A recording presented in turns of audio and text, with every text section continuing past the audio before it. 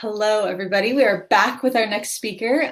So up next we have Philippa Wenzel, who's an instructional designer at Lingoda, where she is responsible for the design and production of all learning materials in German. And she'll be giving a talk called Dissolving the Screen, Bringing Online Language Learning to Life, where she will be exploring the specific opportunities and challenges of online learning by presenting two concepts for designing online learning experiences that are capable of taking online learning to the next level. Hi, everyone. Thank you so much for allowing me the opportunity to speak to you today. And thank you especially to the organizers at ChatterConf for bringing us together like this.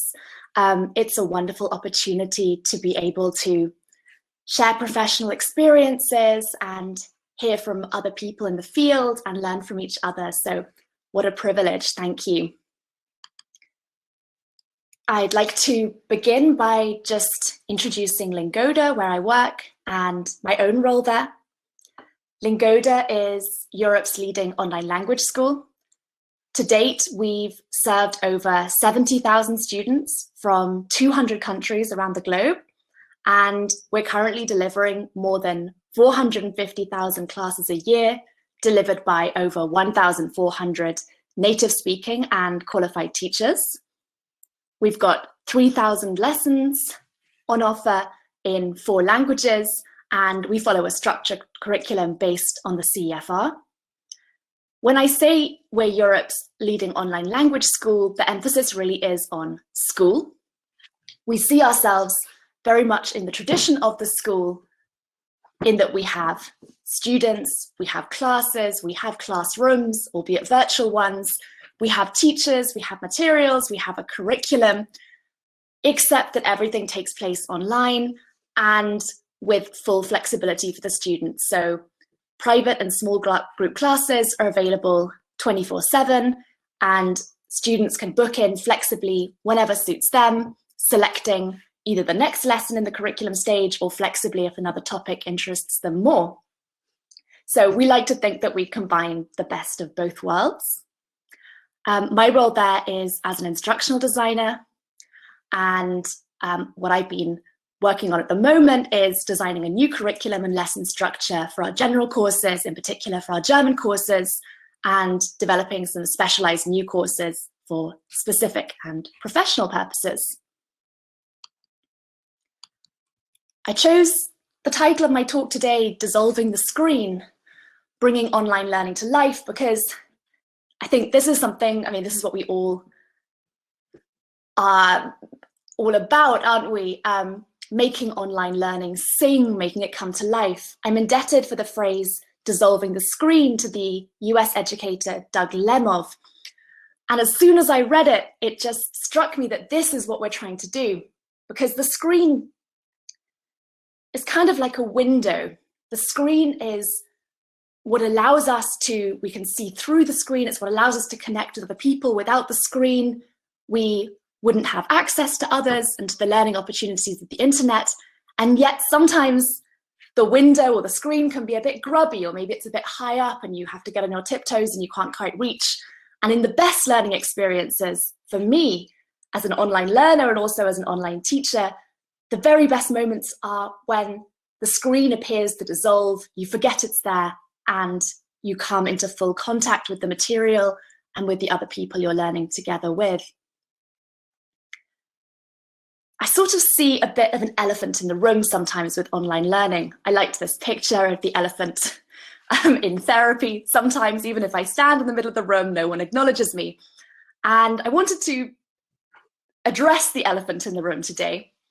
And the elephant in the room for me is that digitalization, I don't think, is always per se something beneficial in education. We kind of talk in the media sometimes as if more digitalization, more online learning can only be a good thing, that something is per se good because it's digital, because it's online.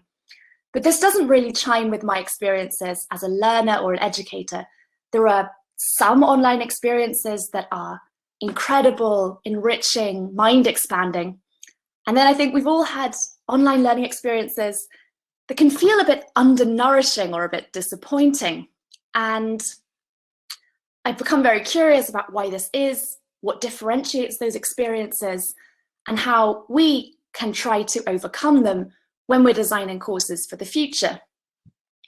And I've identified a number of what I call paradoxes of online learning, things that are hard to explain initially, why things work out the way they do, or why they work and why they don't.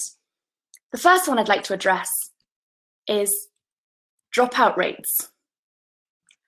A recent report into distance learning in higher education found that institutions report dropout rates ranging from 20 to 50% for distance learners. And administrators of online courses concur dropout rates are often 10 to 20 percentage points higher in distance offerings than in their face-to-face counterparts. And the dropout rates for MOOCs are even worse. A recent MIT study found that 96% of people don't complete the course. And while that might not be surprising for MOOCs, which are free and low investment, when people have signed up for a course in higher education, that's presumably a significant time and financial investment, and yet we're still seeing these higher dropout rates. And the paradox there is, of course, that online learning should have the lowest dropout rates. It's the most convenient form of learning. You can learn in your kitchen, you can learn in bed, you don't even have to get dressed. If you move to another city, you could continue your learning. You can, if you got a new job, it would still fit in around it. So something is leading to online courses in their current form, apparently often being somehow less motivating or less satisfying in some way. The next paradox is isolation. A study by Ludwig Hardman and Dunlap found that some students in distance learning programs and courses report feelings of isolation, lack of self-direction and management, and eventually decrease in motivation levels. Again, it's a paradox, isn't it? Because the internet allows us to connect with more people than ever before. It makes it easier than it has ever been, even in a pandemic or in normal times, to connect to people around the world at a click of a button. We can gather friends online, we can curate them, we can broadcast our messages to everyone in the world, and yet students in distance learning programs and courses are apparently reporting feelings of isolation. Another phenomenon, screen inferiority. This is the term given by researchers to the phenomenon that evidence suggests people may tend to process information on a screen less effectively. This 2013 study from Norway really intrigued me. They found that when they divided 10th grade students into two groups, one group read two texts in print and the other group read the very same texts as PDFs on a computer screen. In the comprehension test that was administered, the students who read on paper scored significantly better than those who read the texts digitally. And it was easier for those who read on paper to remember what they had read. So people accessing the same information on a screen as opposed to on paper seem to process the information less well and recall it less well. And this is something important for us to think about if we're designing courses to be delivered online. What does this mean for us? And again, it's something of a paradox. Reading on a screen should, in theory, really be the optimal reading experience. It's backlit, you can adjust the brightness, you can adjust the font and the font size to suit you. So, another paradox. Then there's the phenomenon of superficial learning in spite of all of the access to the entire range and depth of knowledge that the internet offers us. An American journalist describes the results of his attempt to learn Italian using a popular app. A week before we were to leave for Rome, my wife Laurie put me to the test. "You're at the airport outside Rome," she said, "and you want to get downtown. How do you ask?" I gaped like a fish. Words and phrases swam through my mind, but they didn't add up to anything useful. Laurie switched to a restaurant scenario. "Do you have a table for 4? I'd like 2 glasses of wine." I knew I'd seen all the pieces in Duolingo's sentences, but I was utterly unable to recall them and pull them together. So I think what is being described here is a common sort of experience that we have when we're learning in ways maybe that are very gamified and feel very fun and easy, but at the end of the day, we're not really sure what we've got out of them concretely. He goes on to elaborate on his experience. Panicked, I fired up Duolingo and almost instantly saw the problem. The app had made me a master of multiple choice Italian. Given a bunch of words to choose from, I could correctly assemble impressive communiques. But without a prompt, I was as speechless in even the most basic situations as any boorish American tourist. And this in spite of 70+ hours of study. And I think what this is drawing attention to, I love this phrase, a master of multiple choice Italian. It's drawing attention to some of the limitations of the kinds of games and activities that we often use in online app-based learning, and even in some textbooks offline, where you drag and drop, fill in the blanks, match, order. They have a learning value in terms of consolidating your understanding, but what you're not doing is actually speaking the language or pulling it together and processing it in a really deep way. After all, when you're faced with another human being and want to converse with them in your newly learned foreign language skills, you don't get out your phone and use your finger to drag words across a screen. You have to activate your vocal cords and pull together all of the implicit and explicit knowledge that you have. So I pulled together a kind of variety of online learning challenges that we have. We have screen inferiority, loneliness, low motivation, a lack of guidance. This is the comment that students felt a lack of structure, a lack of self-direction and management. We have the risk of superficiality. And there are two other risks of online learning that I want to draw attention to: distractibility and multitasking. Distractibility is something I think we can all relate to when we go online. Nicholas Carr wrote a wonderful book called The Shallows, What the Internet is Doing to Our Minds. And he talked about when you go online, being plugged into an entire ecosystem of interruption technologies. You have a constant influx of competing messages, and that the net is by design geared to divide our attention. And this is a real issue for trying to settle down and study online compared to, say, from a book or in person. Then there's multitasking. The inhibitions to multitasking are much lower online. You simply have so many options to multitask, but often when we multitask, we end up being very skillful at a very superficial level at lots of things at once, but not really diving deep into any of them. I think that Seneca said it best 2,000 years ago: to be everywhere is to be nowhere.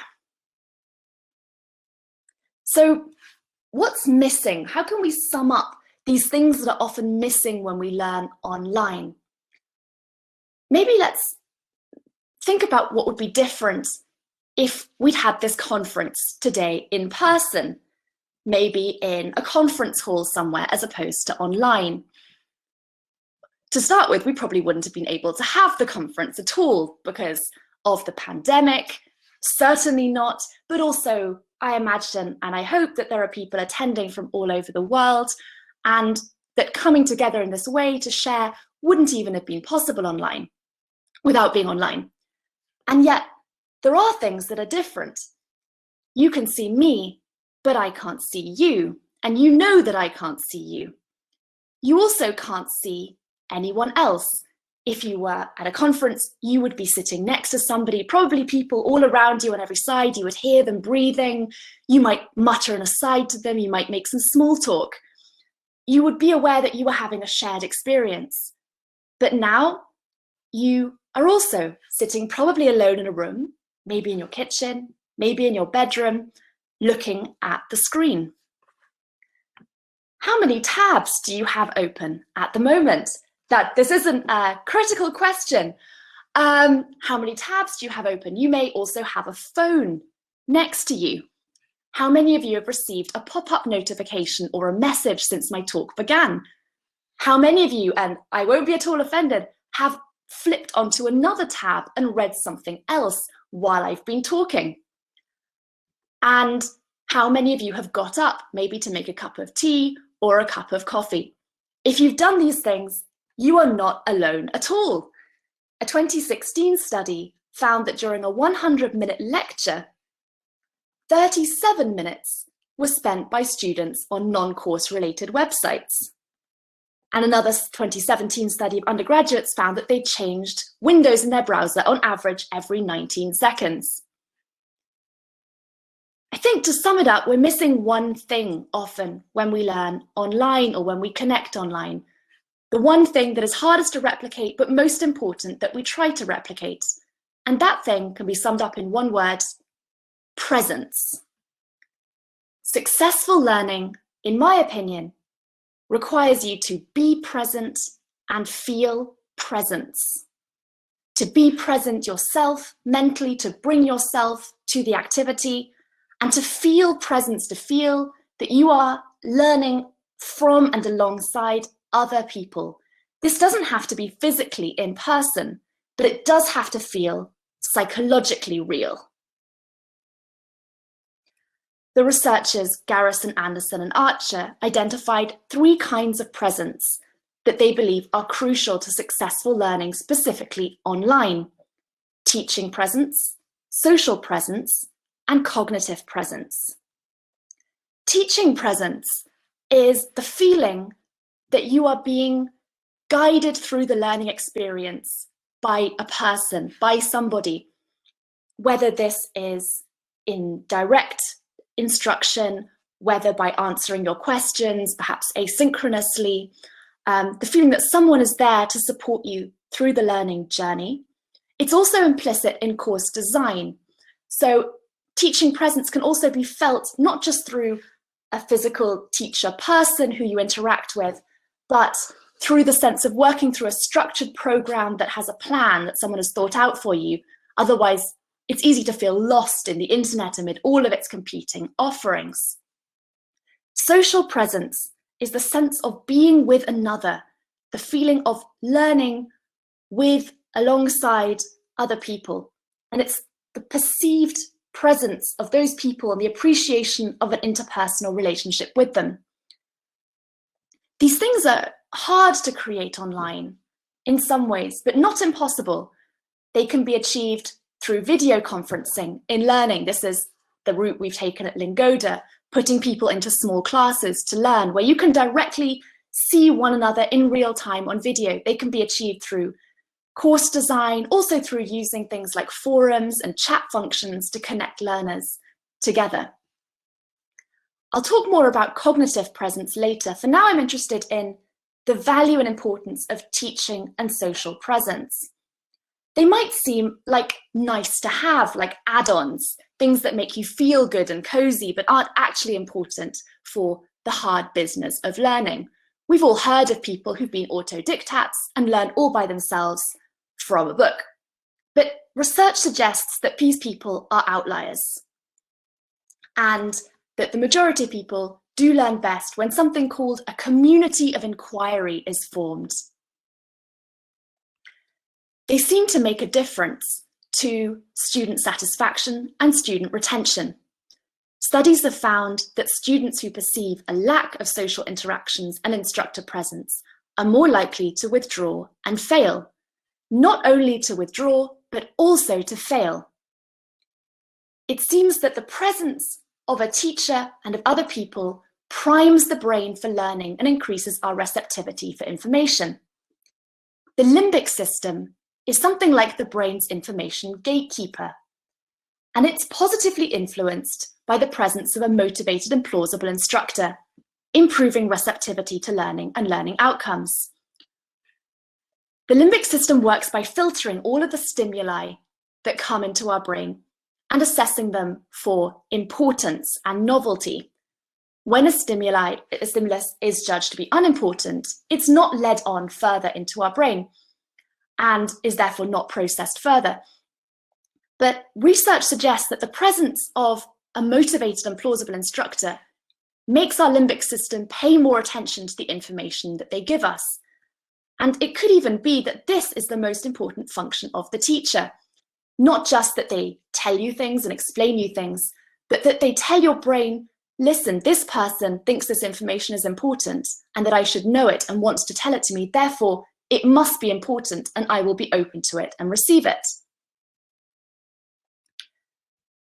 Lecornu and White came up with a very interesting distinction about our behaviour online, dividing people using the internet into online visitors and online residents. People who use the web as visitors see the web as a series of tools. You log in, get what you want, and log out again. People who use the web as residents see the web as a series of places where they go, where they bring their whole selves, integrate themselves, exchange, connect. And this is what we want our learning environments to be. We want to create a space where people can be a resident. We're now going to move on to a little experiment. On the next slide, I'm going to show you a list of words. And if you were born between January and April, I'd like you to look at the words and just identify all the words that have an E in them. If your birthday is between May and August, look at the words and identify all of the living creatures. And if your birthday was from September to December, identify the words you find the most pleasant. You don't have to write the words down, just identify them, but it's helpful if you do have a pen and paper handy for later.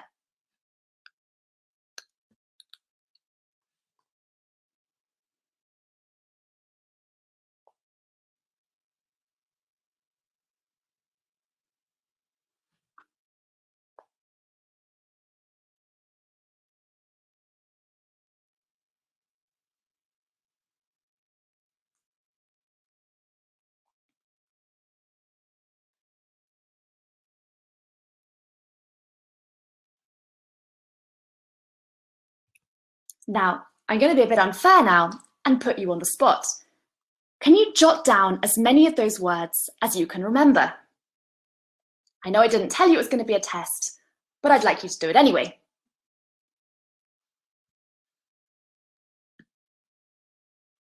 How did you do?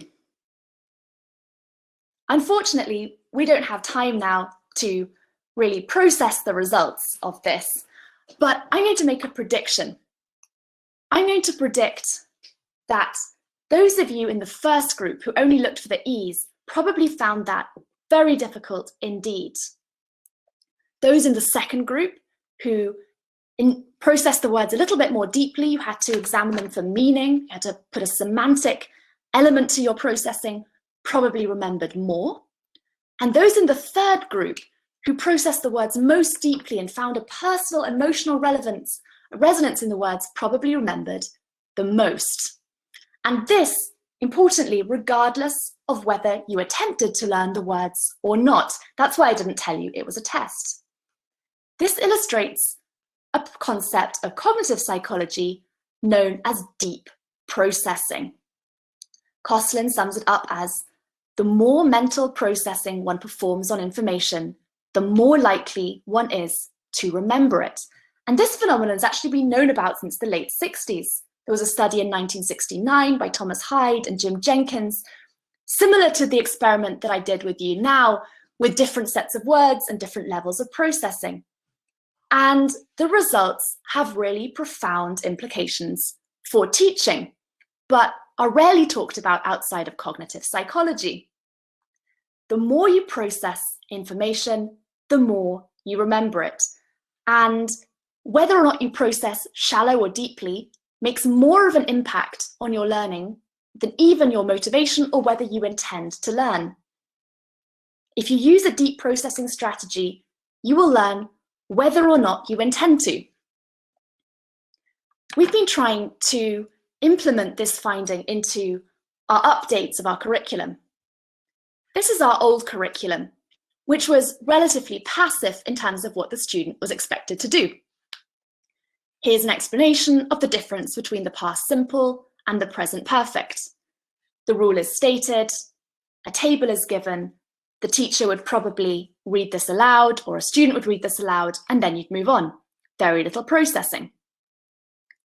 In our new curriculum, we've implemented an approach called discovery learning, where we've given some carefully selected examples and then ask a series of questions to push the student to explore the grammar for themselves, to process for themselves, and in the end, find the rule for themselves.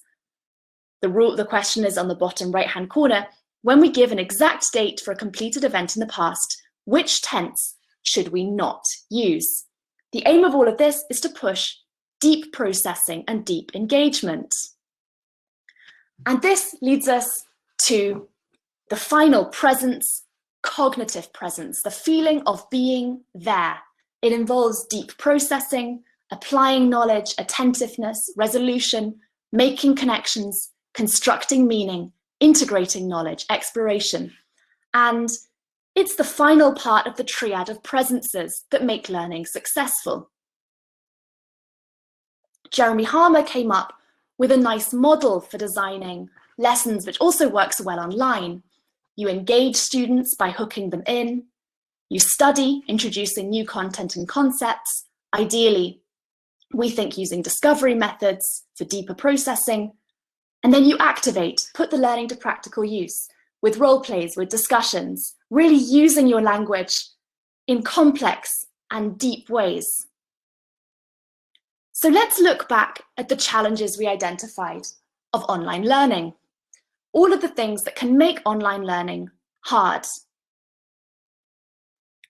And let's look what happens when we add presence back in. I think that presence can overcome most of these challenges. Loneliness is mitigated by social presence, low motivation as well by a combination of social presence and teaching presence. Even cognitive presence also is motivating to discover things and work them out and be challenged. The feeling of a lack of guidance is helped by a robust teaching presence. The tendency to superficiality is also overcome through teaching presence and cognitive presence, as are distractibility and multitasking. It's hard to be distracted and to multitask when you're being challenged and pushed in useful ways. Interestingly, it appears that even screen inferiority is reduced when we add cognitive presence and deep processing. An interesting study showed that screen inferiority disappears when, after reading, students are prompted to carry out a deep processing task on when they've read. When this is the case, there is no worse learning outcome from using a screen. Let's pull it all together. How do we dissolve the screen? By bringing together the best of humans and technology, by using technology to facilitate and not replace relationships, using technology to bring people together into a community of inquiry, and above all, perhaps, being present. Thank you for listening.